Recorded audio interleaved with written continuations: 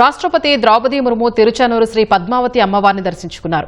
2 రోజుల పర్యటన కోసం రేణిగుంట విమానాశ్రయానికి చేరుకున్న రాష్ట్రపతి ముర్ముకు మంత్రి అనితతో పాటు పలువురు ఎమ్మెల్యేలు, జిల్లా అధికారులు ఘన స్వాగతం పలికారు.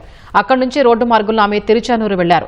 ఆలయం వద్దకు చేరుకున్న రాష్ట్రపతికి మంత్రులు ఆనం రామనారాయణ రెడ్డి, అనిత, టీటీడీ ఈవో అనిల్ కుమార్ సింఘాల్, దేవాదాయ శాఖ కార్యదర్శి శ్రీహరి జవహర్ లాల్ తో పాటు జిల్లా అధికారులు స్వాగతం చెప్పారు. అర్చకులు సంప్రదాయబద్దంగా పూర్ణ కుంభ స్వాగతం పలికారు.